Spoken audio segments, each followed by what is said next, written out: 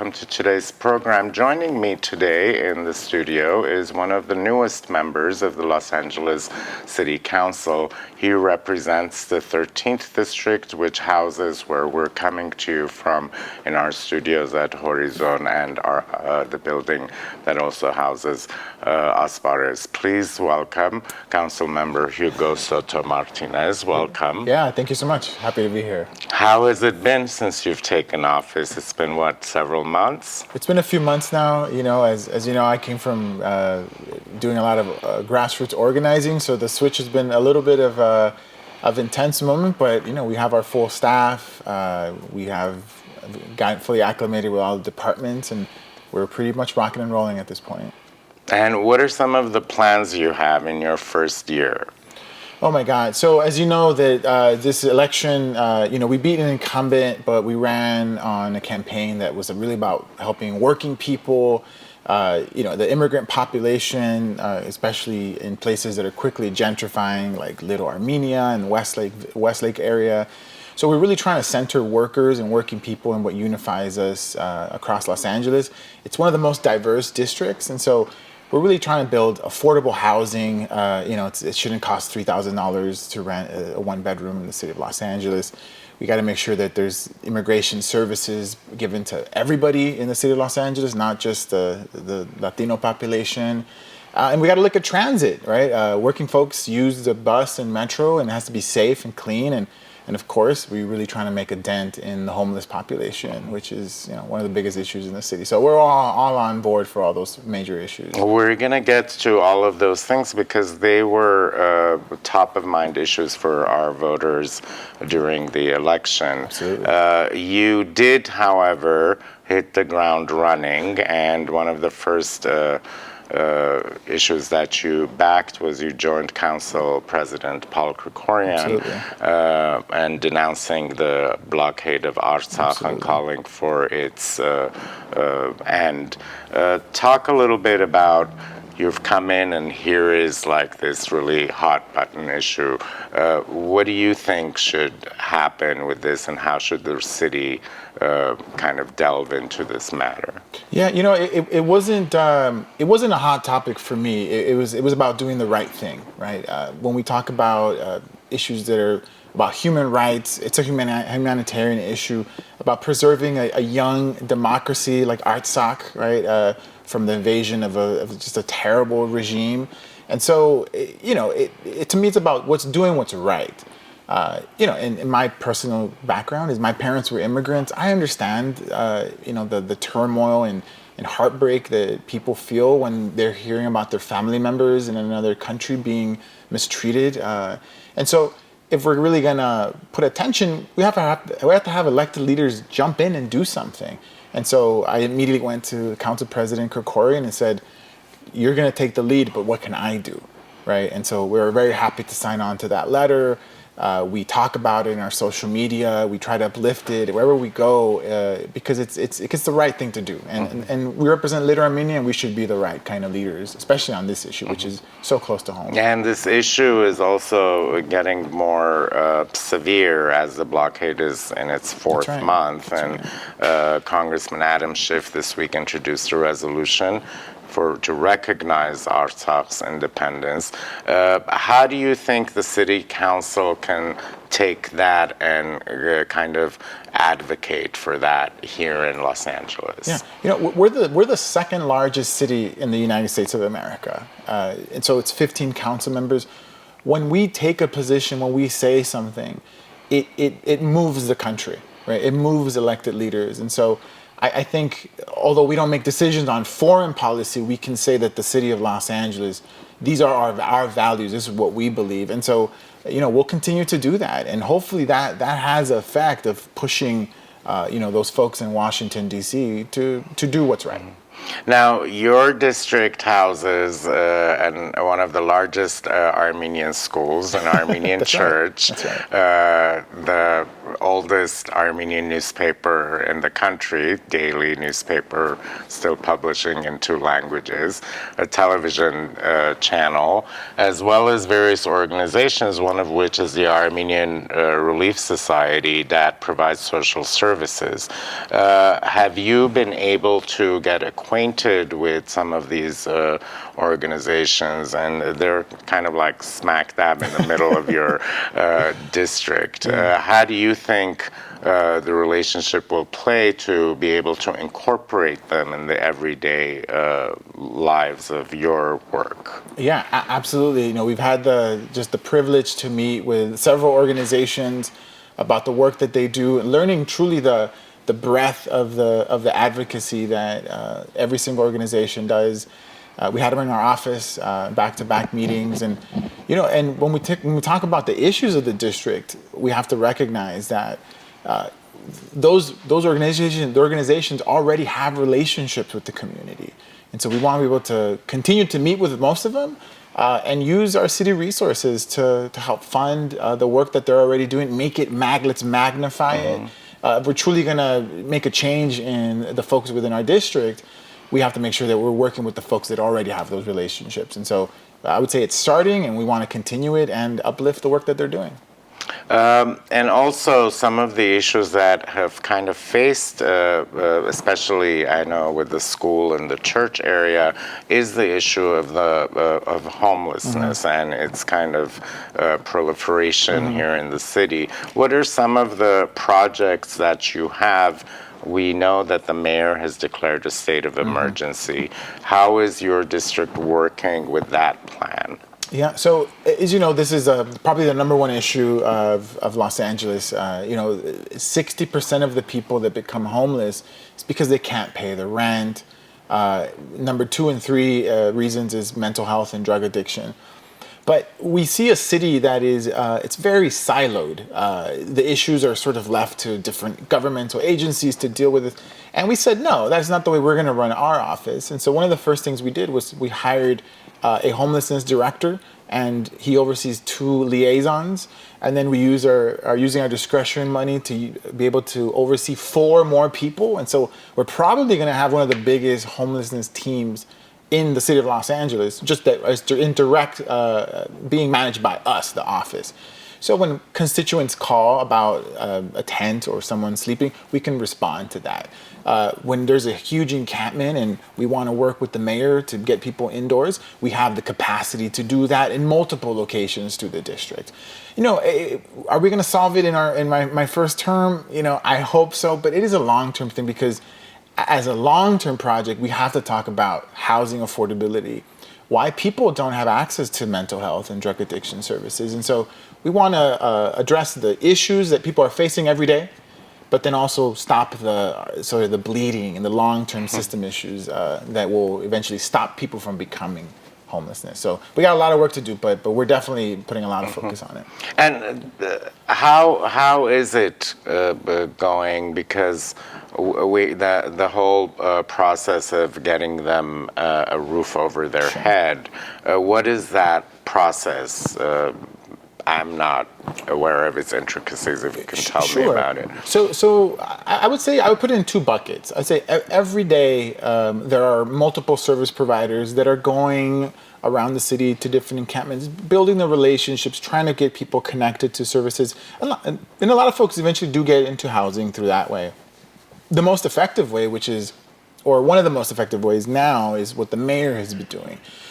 She's working with different council offices, and together we're identifying an encampment or several encampments and say we're going to focus all our energy on this group of folks and get them into a hotel, basically a hotel voucher. We did that a few weeks ago, and we engaged 64 people, and 64 took the housing. I mean, we went from having encampments to no encampments, and they're still not there, right? And so those are the 2 sort of ways we're doing it. But I think the mayor's doing an incredible job. I want to continue to support her, because if we do that with a handful of encampments, well, let's keep multiplying. Let's keep making this project a lot bigger. But it's going very well, I would say, at this point. And do people stay, or do they want to leave? Are there restrictions on them, or? Yeah, so far 64 are still there. They haven't, none of them have come out because they're getting good kind of housing, right? It's a room. It's a room of their own. There are no curfews. You know, they have 3 meals a day. They have a shower. They have a TV. Because the housing that we provide for people who are homeless should look like our housing, right? Oftentimes we say, well, we offer them, a bunk bed in an auditorium, and it's at the end of the day, even though they're unhoused, they still have their human decency. They still want to be treated like adults. They don't want curfews, and so the program, I think, is effective because it doesn't have many of the things that are traditionally been impediments for people accepting housing.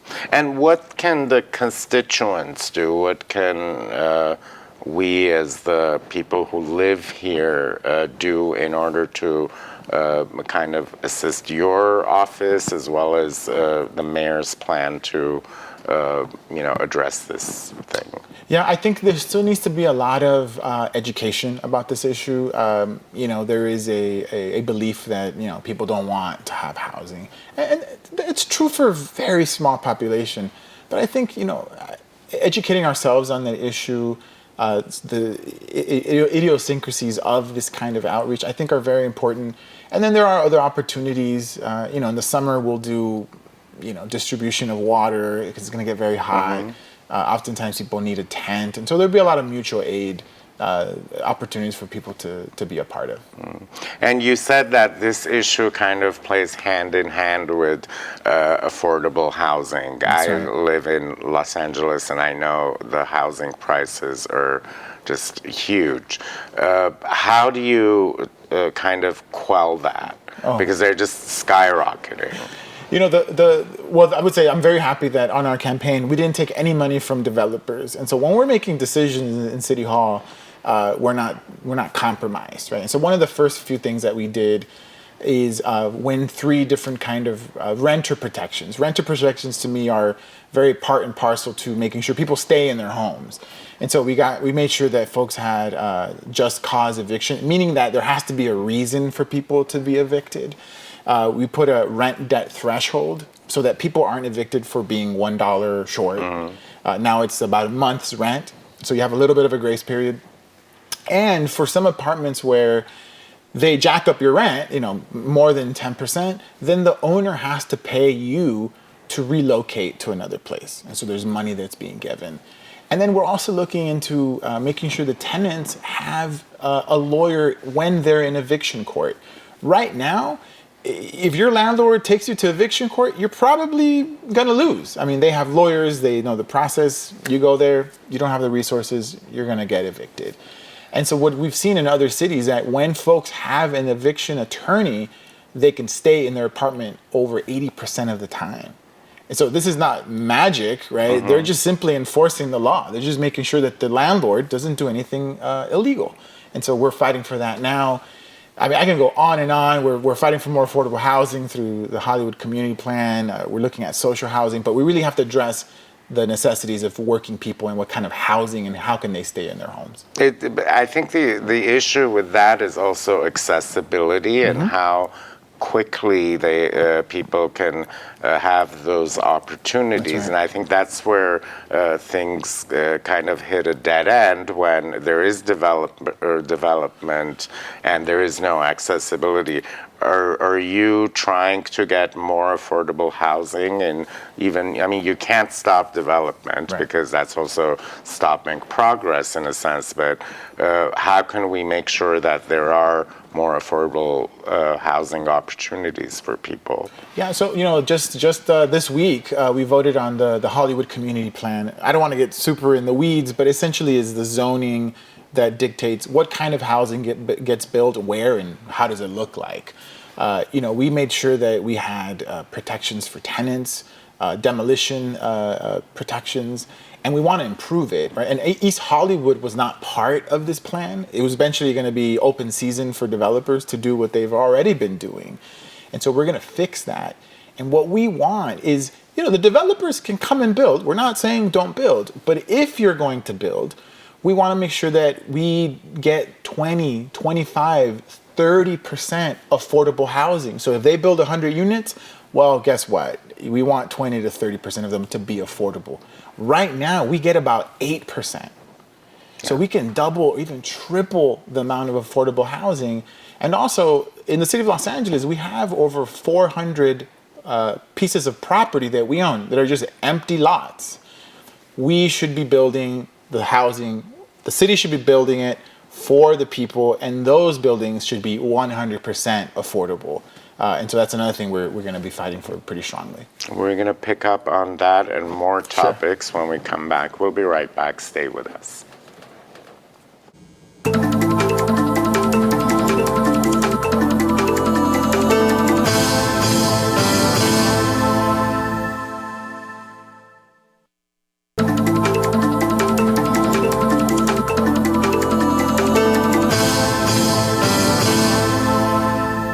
Welcome back, everyone. If you're just joining us, my guest today is Los Angeles City Council member Hugo Soto-Martinez. Welcome back, Council member. Let's talk a little bit about Little Armenia and its significance and this enclave that we have. As we talked about in the earlier segments, there are organizations such as the Armenian Relief Society, which actually operates a social service center from this building.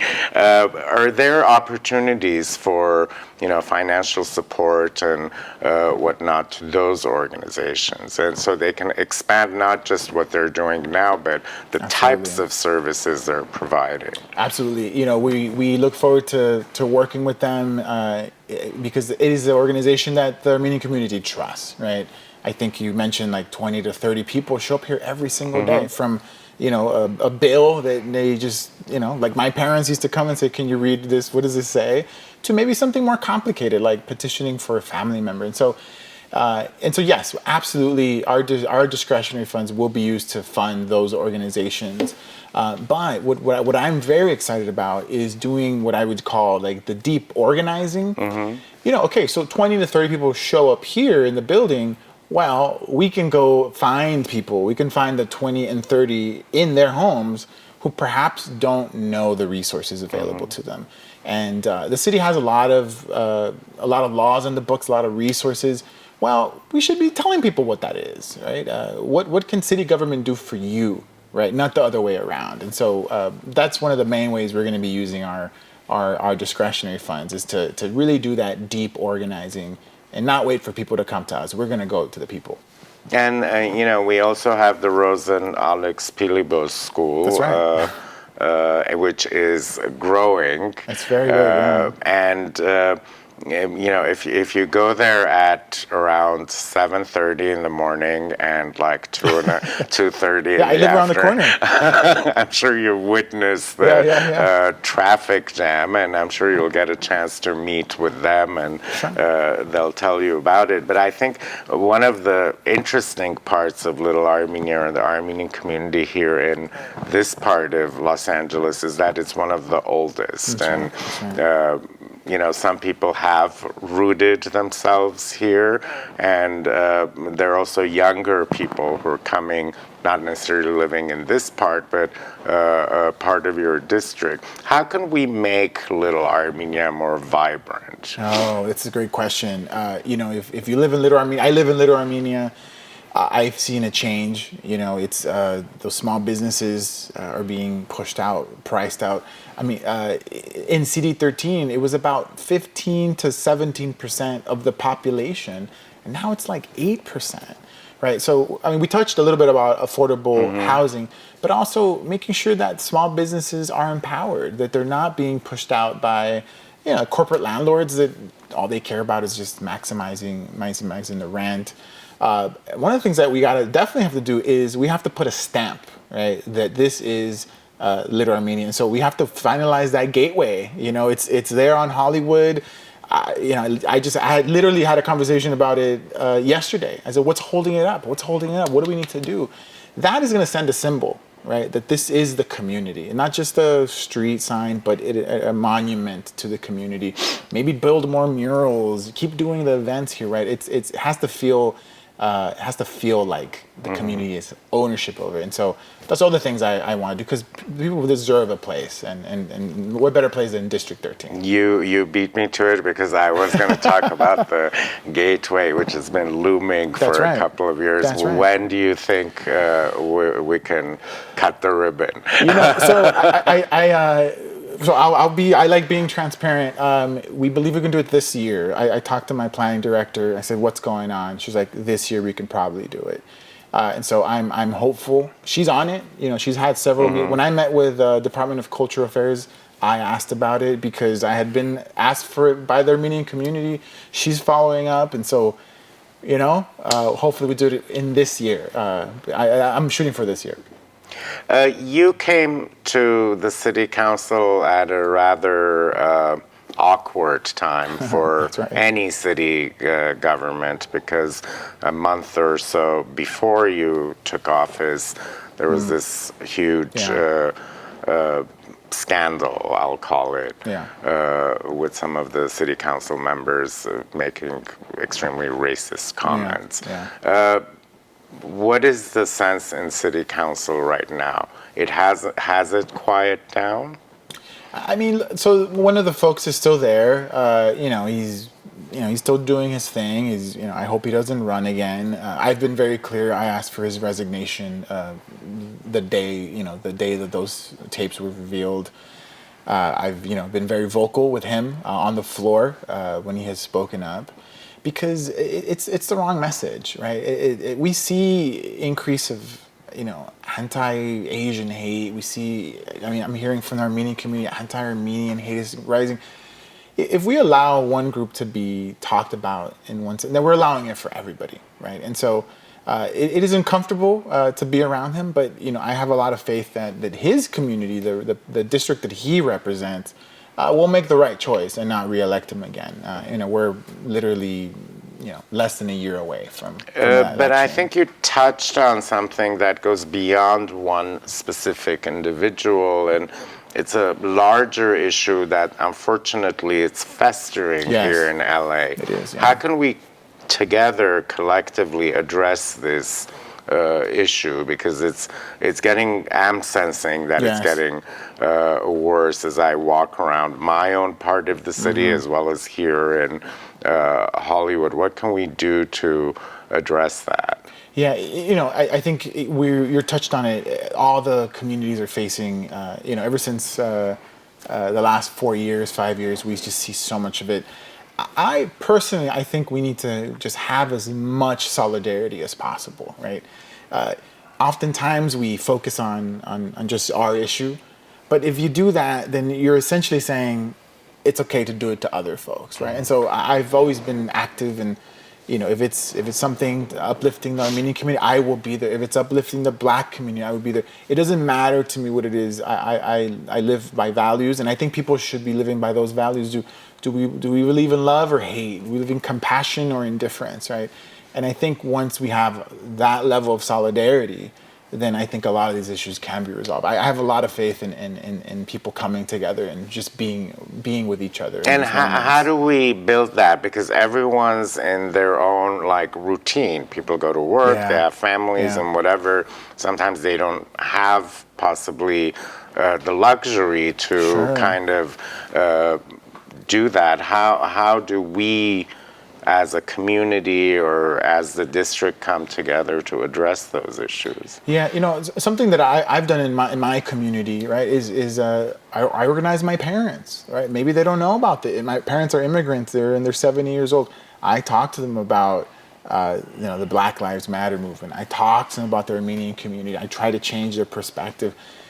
With my friends, even if we can't go out and protest alongside folks or go somewhere, we can do those small conversations with our own family, and they do make a difference. My parents, very different now than when I started being an activist, right? They're much more loving, more compassionate, accepting people. So we can also do that work, and that we could do it just in our everyday lives. And the cultural backgrounds that each of us comes with, touch on all of these issues That's that right. we spoke about, whether it's homelessness, whether it's, affordable That's housing right. and all That's of right. that. So I think there is some kind of a nexus that we can kind of focus things on. Do you have any final thoughts? Yeah, no, just my life has been about building coalitions and working together, and CD13. I'm very proud to represent CD13. They have a rich Armenian community, but we also have Filipinos, we have Guatemalans, Salvadorian, and I want to represent all of the folks because, as you mentioned, right, how do we bring people together? Well, we have to recognize their solidarity. Little Armenia is an eclectic group of folks. Armenians I think, are the majority, but there's other working people. And let's come together and let's really change the city for the best. Well, hopefully this will be one of the first of many visits you'll pay here. Absolutely. And I'm sure organizations like the ANC Hollywood chapter will be working with you to get the community together so you can meet with them. Well, thank you very much. Good luck. Yeah, no, thank you so and much. welcome on the city council and welcome to the neighborhood. Thank you You've so been much. here, but now you're representing Absolutely. us. Thank you for being here. Thank and you so thanks all of you for watching tonight. If you do live in Los Angeles or anywhere, you have a line to your elected representative. If you have issues, please inform them and engage yourself in the process. Thank you and have a great day.